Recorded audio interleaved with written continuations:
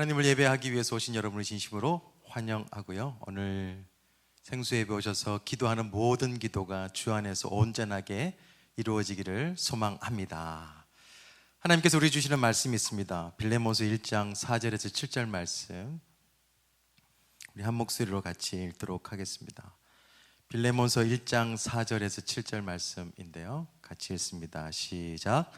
내가 항상 내 하나님께 감사하고 기도할 때에 너를 말함은 주 예수와 및 모든 성도에 대한 내 사랑과 믿음이 있음을 들음이니, 이로써 내 믿음의 교제가 우리 가운데 있는 선을 알게 하고 그리스도께 이르도록 역사하느니라.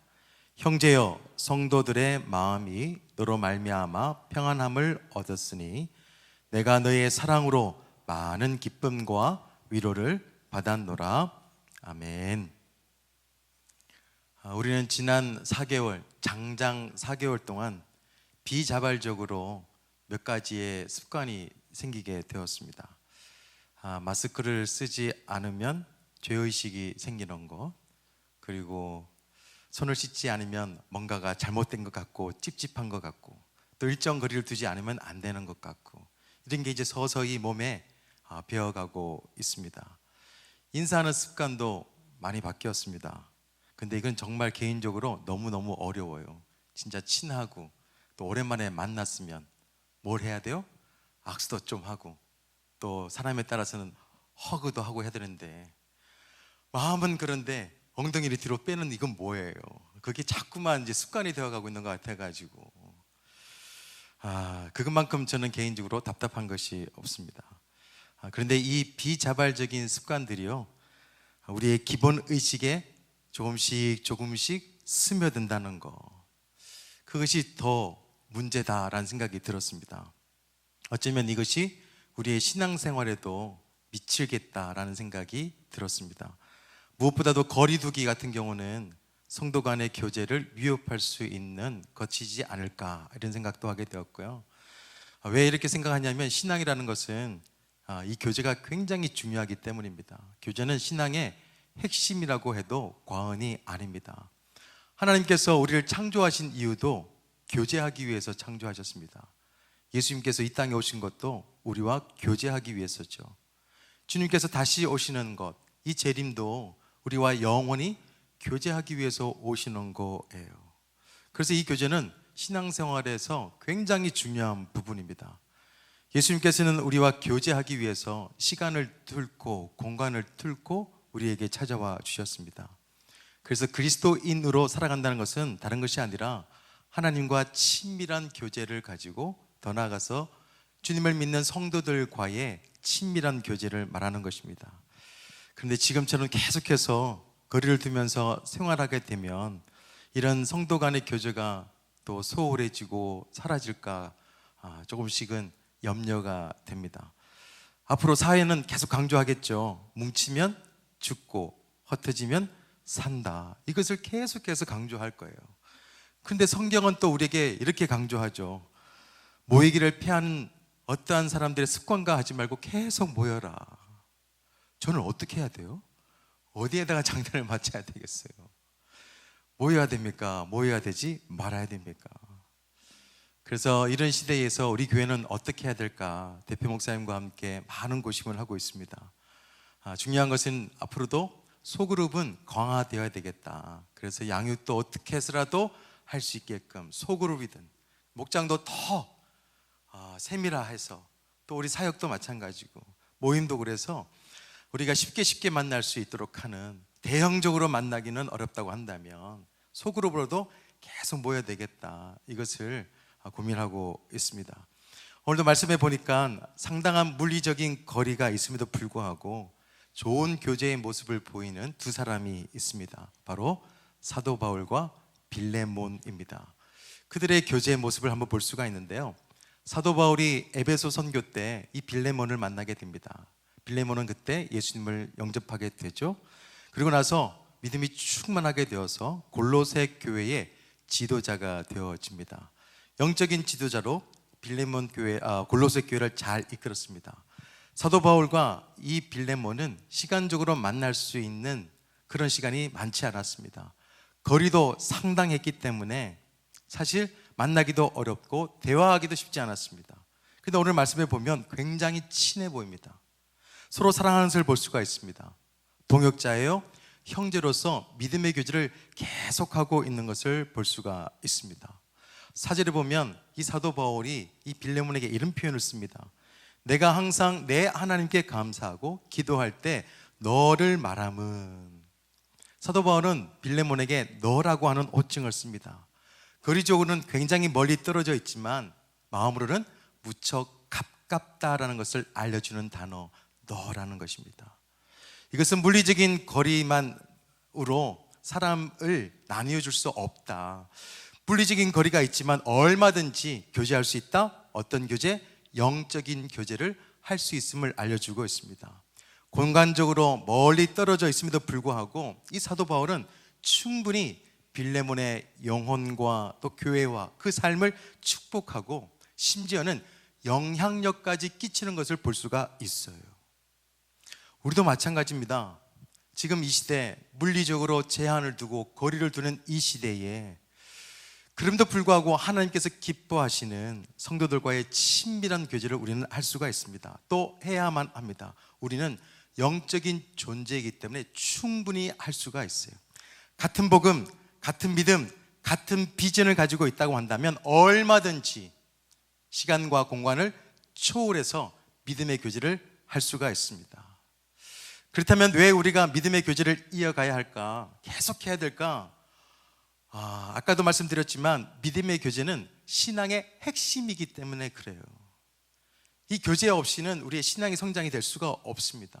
신앙의 거의 전부라고도 할 수 있습니다. 하나님과의 친밀한 교제, 성도 간의 아주 깊은 교제 굉장히 중요한데요. 저는 이 믿음의 교제를 통해서 우리가 영적으로 두 가지를 반드시 해야 한다고 생각하는데 첫 번째는 주님을 닮아가야 됩니다. 믿음의 교제는 주님을 닮아갈 수 있도록 인도해요. 6절 보면 이로써 내 믿음의 교제가 우리 가운데 있는 선을 알게 하고 그리스도께 이르도록 역사한다. 믿음의 교제가 예수 그리스도의 장성한 분량까지 이룰 수 있도록 성장할 수 있도록 그리스도를 닮을 수 있도록 인도한다는 것입니다. 여러분께서도 느꼈겠지만 세상의 언론들이요 교회를 공격한 것을 보면 야 진짜 어떻게 그렇게 할 수 있을까 이런 생각이 들 때가 참 많이 있습니다. 어떨 때는 굉장히 분할 때가 있어요. 한편으로는 이런 생각도 들어요. 아직은 세상 사람들이 교회에 대해서 기대가 있는가 보다. 뭔가 기대가 있으니까 그렇게 말하고 자꾸 핍박하고 있지 않나 이런 생각도 들었어요. 세상 사람들은 교회가 이 세상과는 좀 달랐으면 좋겠다 이런 마음들이 다 있어요. 맞아요. 우리 교회는 세상과 달라야 돼요. 그런데 교회는요 오해는 하지 마시고요 이 세상과 다를 바가 거의 없습니다. 교회도 어찌 보면 이 세상과 다를 바가 전혀 없어요. 왠지 아세요? 세상 사람들과 같이 죄 많은 사람들이 모인 곳이 어디예요? 교회예요. 그리고 하나님의 은혜가 절실히 필요한 사람들이 모인 곳이 어디예요? 교회예요. 그렇기 때문에 교회는 대한민국의 최고의 엘리트 선수들만이 들어갈 수 있는 올림픽 그런 태능 선수촌이 아니라 병든 사람들이 가는 병원과도 같습니다. 교회는 온전하지 않는 사람들이 모인 모임이에요. 또 유명한 병원 같은 경우는 경증 환자보다도 오히려 중증 환자가 훨씬 더 많이 있습니다. 좋은 교회일수록 영적으로 하자가 있는 사람들이 더 많이 있을 수가 있다는 것입니다. 그런데 중요한 것은요 이거예요. 교회에 온 사람들에게 아무런 변화가 일어나지 않는다고 한다면 그것만큼 더 큰 문제는 없어요. 교회에 와서 변하지 않는다? 그보다 더 큰 문제가 없습니다. 치유자이신 예수 그리스도, 구원자인 예수 그리스도와 함께 교제하면서 변화되지 않는다는 것, 그것은 거의 불가능한 거예요. 성경에 보면 예수 그리스도를 깊이 만난 사람들은 변화된 것을 볼 수가 있습니다. 주님과의 깊은 믿음의 교제는 당연히 영적인 회복과 영적인 변화가 일어납니다. 더 나아가서는 영적인 성숙이 일어날 수밖에 없어요. 그러면서 주님과 더 가까워지고 주님을 닮을 수밖에 없는 것입니다. 특별히 우리 성도들의 이 믿음의 교제도 굉장히 중요합니다. 믿음의 사귐은 어떤 것이 그리스도와 닮은 삶인지, 주님을 어떻게 닮아가는지를 알려주는 아주 좋은 것이기 때문에 그렇습니다. 그리스도인들과 함께, 특별히 믿음의 선배들과 함께 교제하게 되어지면 그리스도의 생각을 또 우리 수준에서 한 번 더 돌아볼 수가 있고 배울 수가 있습니다. 어떻게 살아가는 것이 거룩한 삶인지를 우리는 우리 장로님들과 리더 목자들과 목사들을 통해서 배울 수가 있는 거예요. 그런 교제를 통해서 예수님을 닮아갑니다. 미국의 유명한 배우죠, 던젤 워싱턴이라는 사람이 있습니다. 그분이 어느 한 대학의 졸업식에서 맨 마지막에 이런 말을 해요. 잘 살기 위해 갈망하지 말고 다르게 살기 위해서 갈망해라. 맨 끝에 단어가 make of difference예요. 다르게 살아라, 차이를 만들어라. 이 문장이 가지고 있는 두 가지 의미가 있습니다. 하나는 남들과 달라야 그 세계에서 살 수 있다. 두 번째는 뭐냐면 내가 있음으로 인해서 그 주변이 다르게 만들어야 된다. 차이를 만들어내야 된다. 이것을 강조합니다. 신앙적으로도 마찬가지예요. 예수님을 믿고 예수님을 닮은 사람들, 예수님과 가까이 하는 사람들은 남들과 달라야 돼요. 뭔가가 달라도 달라야 합니다. 또 사람들을 변화시킬 수 있는 존재가 되어져야 된다는 것이 make a difference라는 이 단어에 들어있어요. 예수님과의 아주 깊은 사귐은 세상과는 구별된 생각을 가질 수밖에 없습니다. 구별된 삶을 살아갈 수밖에 없어요. 예수님의 삶을 닮을 수밖에 없습니다. 예수님의 생각을 가지고 예수님을 조금씩 닮아가다 보면 우리는 어느새 세상과 구별된 삶을 살아가고 있는 것을 보게 되어질 것입니다. 그것으로 끝나는 게 아니에요. 사람들에게 이 구별된 삶은 그들에게 선한 거룩한 영향력을 끼칠 수가 있어요. 사실 이 맛에 예수님을 닮아가고 신앙생활을 하는 거예요. 그런데 이렇게 살아가기 위해서는 꼭 필요한 게 있습니다. 성도들과의 교제예요. 목장에서는 부목자와 목자의 교제가 있어야 되고, 리더 목자들과의 교제가 있어야 되고, 성도들과의 교제가 있어야 됩니다. 영적인 교제가 필요해요.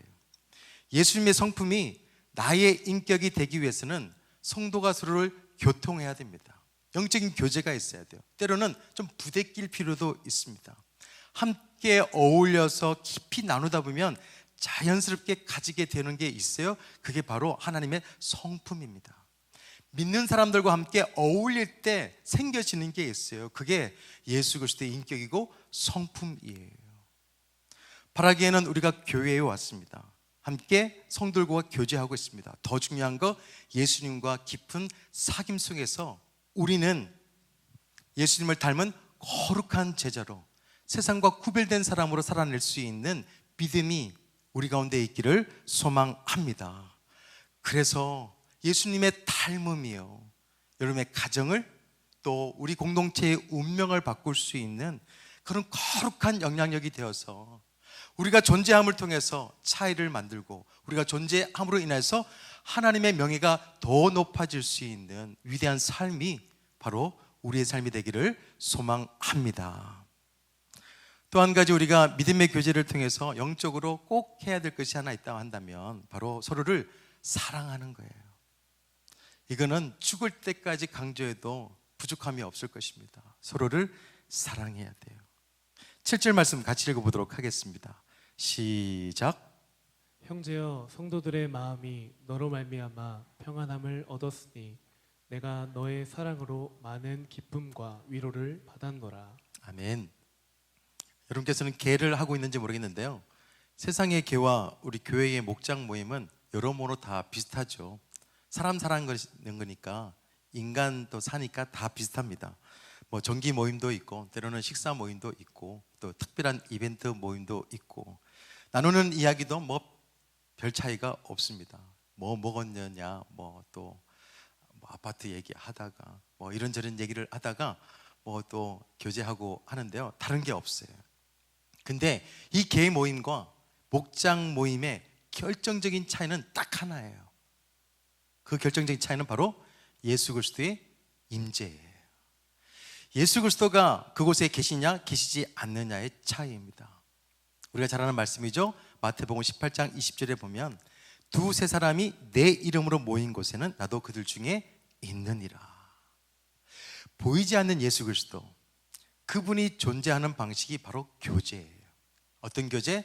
성도들 간의 믿음의 교제입니다. 예수님께서는 그렇게 존재하세요. 성도들이 서로가 사랑하면서 그 믿음 안에서 살아갈 때 그 안에서 주님께서는 거하시고 존재하십니다. 어떻게 드러나는 건지 아세요? 바로 사랑을 통해서 드러납니다. 그렇게 표현되었죠. 초대교회 지도자였던 터툴리안 교부의 글을 보게 되어지면 초대교회 성도들은요, 불신자들을 전도할 때 어떻게 전도했을까? 첫 마디가 이거였다고 한답니다. 당신들은 그리스도인들처럼 사랑하는 사람들을 본 일이 있습니까? 이렇게 시작한대요. 당신들은 그리스도인들처럼 사랑하는 사람들을 본 일이 있습니까? 그런 기독교가 언제부터 사랑을 잃어버렸을까? 교회 역사를 연구하는 학자들의 의견, 그것을 말씀드리면 로마의 콘스탄틴 대제가 기독교 신앙의 자유를 주면서부터다. 기독교가 소위 국교화되면서부터다. 소그룹이었던 이 가정교회가 사라지고 예배당 중심, 다시 말하면 건물 중심의 신앙으로 전환한 이후부터 신앙이 무너졌다, 사랑이 없어졌다, 이렇게 얘기하는 사람이 있습니다. 바다의 조류가 바뀌니까 어종이 바뀌는 것처럼 교회의 본질이 바뀌니까 교회에 대한 생각이 달라진 거예요. 원래 교회는 건물이 아니라 사랑이었습니다. 교회는 그냥 사랑 그 자체였어요. 건물을 보면서 다닌 게 아닙니다. 사람을 보면서 다닌 것도 아니에요. 성도들의 사랑을 보면서 교회에 소속되었어요. 그 사랑을 통해서 누구의 얼굴을 봤냐? 주님의 얼굴을 봤습니다. 주님의 따뜻함을 경험했어요. 교회는 단순히 하나님의 복을 구했던 곳이 아닙니다. 그리스도의 삶을 살아낸 현장이었어요. 그리스도를 닮아가던 훈련 장소였어요. 서로가 돕고 서로를 섬기고 또 서로에게 말씀을 가르치면서 함께 나눴고 함께 품었던 사랑의 현장이었는데 그 사랑의 현장이 변질되니까 사랑의 능력까지 상실되게 되어진 것입니다. 본문을 보면 바울과 빌레몬의 관계 굉장히 멀리 떨어져 있었습니다. 그럼에도 불구하고 영적인 관계, 이 사랑의 관계는 계속해서 유지된 것을 볼 수가 있습니다. 특별히 바울은요, 빌레몬에게 신세를 진 것 같아요. 사랑을 받았습니다.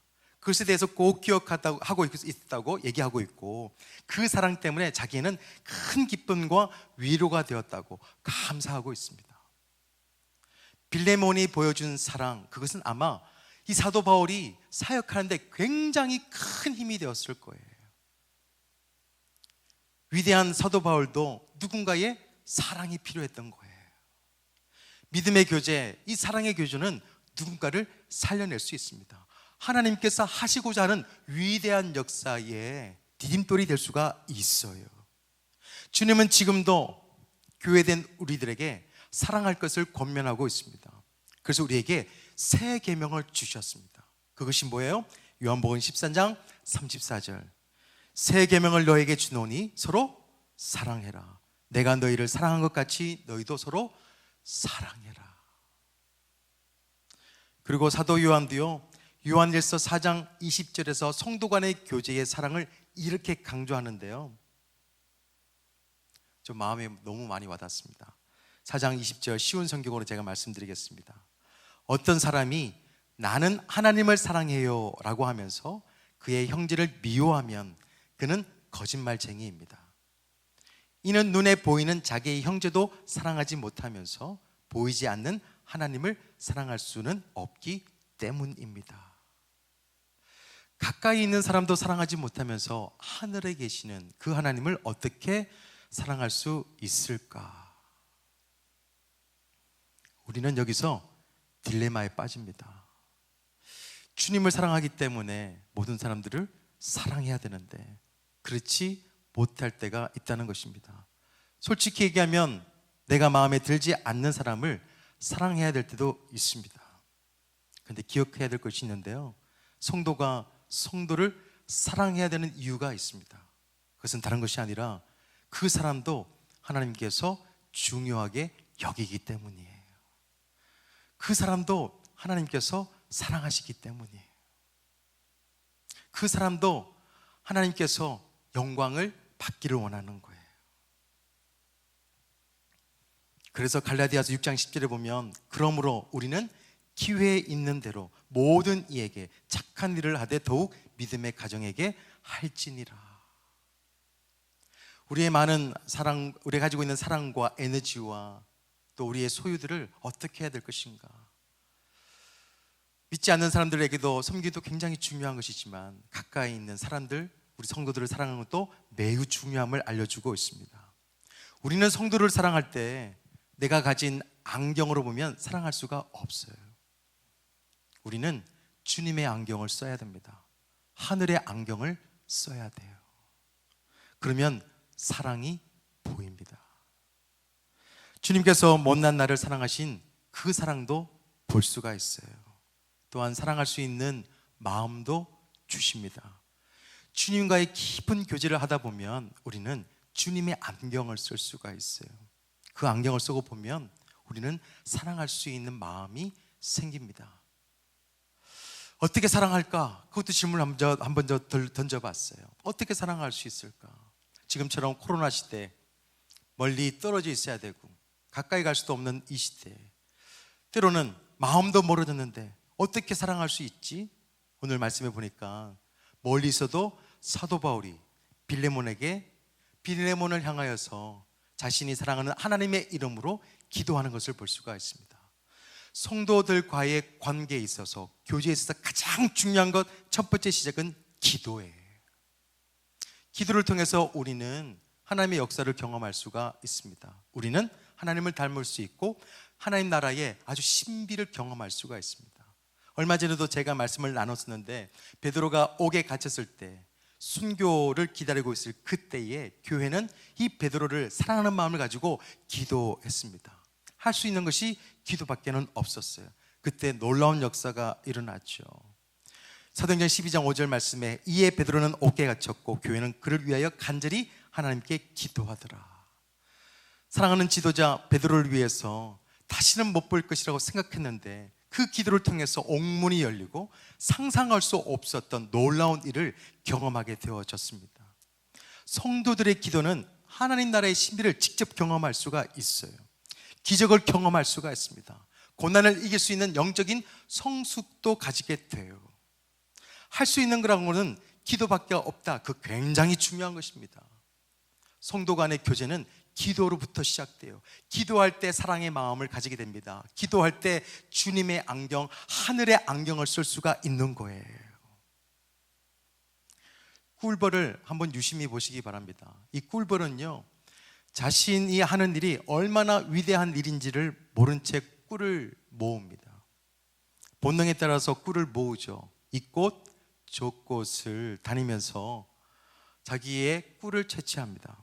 그런데 바로 그런 꿀벌들이 있었기 때문에 나무는 꽃을 피우고 열매를 맺게 되어지는 거죠. 성도들 각자가 별것 아닌 것 같다라고 하는 것일지라도 믿음의 교제를 위해서 헌신하고 섬기고 그런 노력들을 묵묵히 해나갈 때 어느 날 보면 하나님 나라의 열매를 우리는 맛보게 되어질 거예요. 성도가 성도를 사랑하고 돕고 기도하다 보면 어느 날 선한 열매를 맺은 자신을 보게 되어질 것입니다.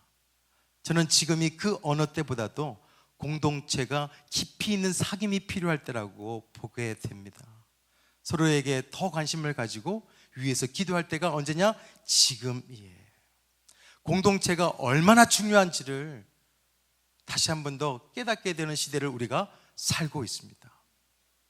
현 세계보건기구 WHO의 사무총장이 이런 얘기를 했어요. 인간성의 최고와 최악을 이끌어내는 경향이 있다. 뭐가? 코로나가. 인류 연대의 놀라운 기백이 바이러스 자체보다 훨씬 더 전염력이 있어야 한다. 코로나를 이기기 위해서 꼭 필요한 것이 있다. 그게 공동체성이에요. 인간성이 최고가 될 수도 있고 최악이 될 수도 있다. 지금 최고로 만들기 위해서 꼭 필요한 게 있다. 공동체성이다. 국제적인 보건 위기 속에서 좋은 인간성을 보여달라고 하는 호소가 담긴 글입니다. 위기를 극복할 수 있는 위대한 힘은 어디에 있냐? 배려와 사귐과 서로를 사랑하는 공동체에 있음을 이 사무총장도 본 거예요. 영적인 위기도 마찬가지입니다. 이 위기를 이겨낼 수 있는 것은 딱 하나의 공동체성의 회복기예요. 서로가 서로를 사랑하는 것입니다. 믿음의 교제가 충분히 이루어지고 공동체성이 강화되어야 될 때 우리는 그곳에서 다시 한 번 더 하나님을 경험하게 되어지고 하나님께서 일하시는 그 공간을 만들 수 있는 것입니다. 누군가가 이런 얘기를 했어요. 죽은 사람의 관을 들려면 최소한 몇 명이 있어야 되냐? 4명이 있어야 된다. 나를 운구할 4명의 친구를 구해놓고 죽으면 성공한 인생이다. 그래요. 살아있는 나를 위해서도 사랑하며 기도해 줄 수 있는 친구 4명이 있다고 한다면 얼마나 감사할까. 이를 위해서 우리가 할 수 있는 시작점은 4명을 위해서 기도하는 거예요. 우리는 좋은 사람으로 만나서 착한 사람으로 헤어져야 됩니다. 그리고 나중에는 그리운 사람으로 남아야 돼요. 우리는 영원히 다시 만날 존재이기 때문입니다. 하나님께서 이곳에 사랑할 수 있는 기회를 주셨어요. 깊은 사귐을 나눌 수 있는 기회도 주셨습니다. 어려울 때 힘을 얻을 수 있는 믿음의 동역자도 주셨어요. 좋은 사람으로 만났습니다. 이제 우리는 착한 사람으로 살아야 돼요. 그리고 혹여나 우리가 서로 떠나게 되어지면 정말 그리운 사람이 되어야 합니다. 오늘 말씀을 정리합니다. 하나님과 깊은 교제와 성도 간의 친밀한 교제는요, 예수 그리스도를 닮을 수 있도록 하는 중요한 모티브가 되어집니다. 그리고 믿음의 교제는 우리의 가정과 우리의 공동체의 운명을 바꿀 수가 있어요. 서로가 서로를 사랑하고 사랑을 베풀고 특히 우리가 함께 기도함을 통해서 이 기도가 믿음의 씨앗이 되고 기적의 씨앗이 되어서 누구의 삶을 바꿀 수도 있다는 것입니다. 지금이야말로 하나님과 함께 아주 깊은 사귐을 하시고 성도가 서로를 사랑하는 아주 친밀한 사귐이 있을 수 있는 꿈의 교회의 아름다운 공동체가 되기를 소망합니다.